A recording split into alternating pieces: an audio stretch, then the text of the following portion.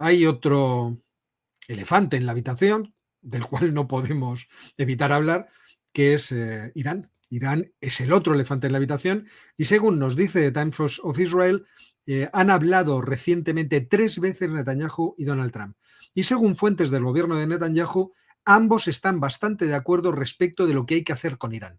Es una lástima que no nos digan públicamente exactamente qué tienen en la cabeza. Es decir, si lo que quieren hacer con Irán es congelar el conflicto, llegar a un nuevo acuerdo nuclear o imponer sanciones para tratar de debilitarla económicamente, advirtiéndoles que no desarrollen más el programa nuclear porque si no lo atacarían, o directamente atacarlo. Es decir, no tenemos conocimiento de qué es lo que van a querer hacer estos dos señores ahora mismo.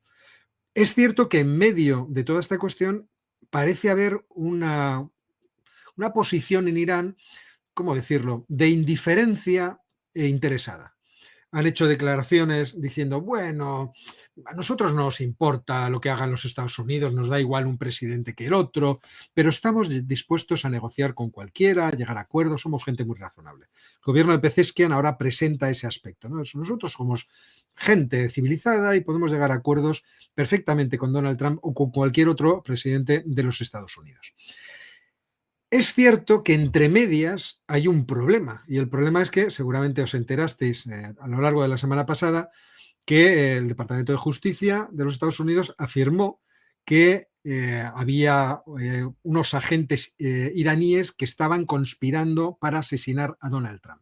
Es decir, que los iraníes, o que se había descubierto un complot de los iraníes en el cual se había contratado a un afgano de nacionalidad iraní que se había trasladado a vivir a los Estados Unidos muy joven, de niño, llamado Farhad Shakeri, y que, bueno, pues este chico era, en fin, una maravilla. Tengo aquí, no os voy a decir que todo su registro de antecedentes penales, pero poco menos. Shakeri, de 51 años, como os digo, afgano, residente en Teherán y con nacionalidad iraní, que había migrado a Estados Unidos como niño, fue declarado culpable de robo en 1994, pasó 14 años en prisiones estatales de Nueva York. En 2005 fue trasladado a un centro en otra localidad donde conoció a este señor, que os lo voy a poner en fotografía, a Carlyle Rivera, que es también un pieza extraordinario, y con él hizo negocios diversos, heroína, bueno, le encantaron. En 2019 le detuvieron en Sri Lanka con 92 kilogramos de heroína. Bueno, pues con este señor, con Carlyle Rivera y con otro individuo, que debo tener aquí apuntado su nombre, pero que no encontraré, habían recibido una oferta de los servicios secretos de Irán, una oferta sustanciosa en términos económicos para acabar con la vida de Trump, evidentemente por una razón, y esta no es otra, que es que Trump fue el que dio la orden de acabar con el comandante en jefe de la Guardia Revolucionaria Islámica. Y desde ese punto de vista, los iraníes se la tienen jurada a Donald Trump desde hace tiempo. De hecho, cuando este Shakari les dijo que la cosa estaba difícil y complicada, hacerlo justo antes de las elecciones, los iraníes pensaron, bueno, pues lo podemos hacer después en el caso de que Donald Trump pierda. Si pierde las elecciones, entonces es muy posible que tenga menos vigilancia, menos protección del servicio secreto, entonces podría ser un momento para acabar con la vida de Donald Trump. Esto yo entiendo que es algo que se interpone en la posibilidad de que Donald Trump vea con buenos ojos un acuerdo de Irán, pero tampoco lo sabemos. Por otra parte, el grupo tenía también la intención de asesinar a Masih Alinejad, que es una activista iraní que habréis visto a lo mejor en algún vídeo en YouTube. Yo, desde luego, sí la he visto. La veis con ese pelo alborotado, totalmente intencionado, lógicamente, para protestar contra Irán. Ella es iraní, tuvo que exiliarse, porque ya sabéis que la obligación de llevar el velo islámico, la policía de la moral de Irán, es algo que, bueno, pues tienen bastante a gala. ¿Y qué dicen los iraníes de ese intento de asesinato? Bueno, pues el ministro de Asuntos Exteriores, Aramsi, dice que no, pues, vamos a ver, que ellos jamás de la vida se les habría ocurrido. Dice, nosotros no tenemos intención de matar a nadie y menos a este señor. Lo que dice, se está fabricando un nuevo escenario para poder tener un conflicto, dice Araxi. Como no existe asesino en la realidad, se recurre a guionistas para crear una comedia de tercera categoría. Pero en cualquier caso, cuando se va al asunto, dice, bueno, el pueblo estadounidense, al asunto de que Donald Trump sea el nuevo presidente, El pueblo de Estados Unidos ha tomado su decisión, Irán la respeta el derecho a elegir el presidente que tienen los Estados Unidos, y a partir del respeto se puede llegar a otros sitios. Este es el asunto que ahora es interesante.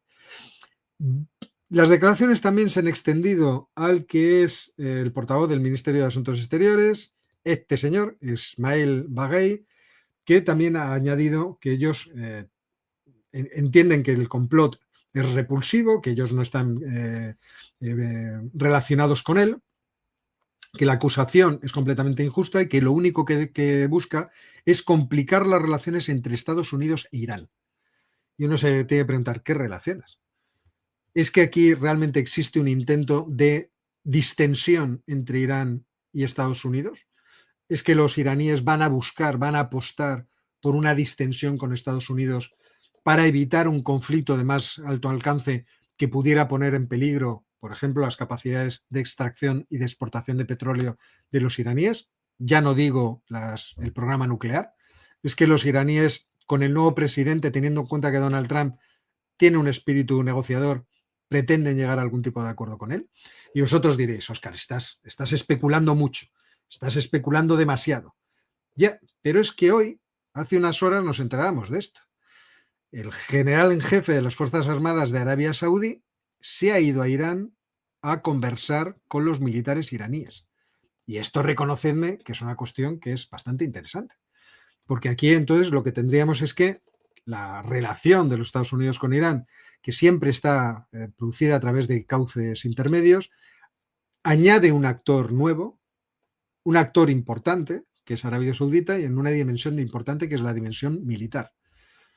Están todos intentando llegar a un acuerdo ahora que llega un nuevo presidente, de tal forma que se podrían cerrar todos los conflictos de Oriente Próximo y congelarlos, llegando a algún tipo de statu quo de seguridad entre las potencias regionales. Es decir, Irán no se involucra más a través de proxies en las cercanías de Israel, es decir, no deja de armar a Hezbollah, deja de armar a Hamas, a cambio de obtener una estabilidad política en la región.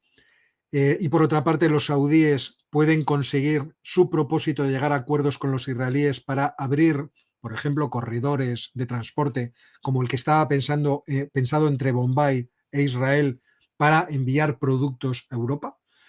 Ya se está pensando en una, ¿cómo decirlo?, en una imagen más global de todo lo que ocurre dentro de Oriente Próximo, teniendo en cuenta que está llegando Donald Trump.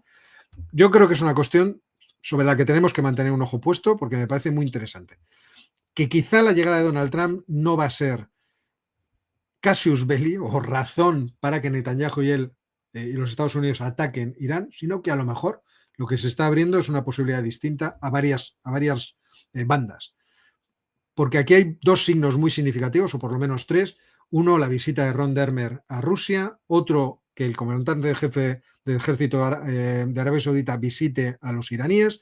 Y por otra parte, las propias declaraciones de los iraníes de que las declaraciones, todas estas historias de un intento de asesinato de Donald Trump, en realidad lo que tratan es de interferir en las buenas relaciones, bueno, en las relaciones, buenas no ha dicho, en las relaciones entre Estados Unidos e Irán. Bueno, pues estemos esperanzados, ¿vale? Yo creo que siempre es mejor que no haya guerra a que haya guerra. Alguno puede pensar lo contrario, sería mejor aplastar a los iraníes. A mí me parece muy difícil aplastar a los iraníes. Aplastar por lo menos el programa nuclear de los iraníes, que eso nos dejaría a todos muy tranquilos, no sé en qué sentido. Prefiero que se llegue a acuerdos. Oye, pues a lo mejor aquí estamos viendo cómo se abre una pequeña luz de esperanza. Y para terminar, una cosa muy sencilla, muy breve, que seguramente ya teníais en el radar. Yo he de reconocer que no la tenía, pero me ha sorprendido hoy cuando lo he visto.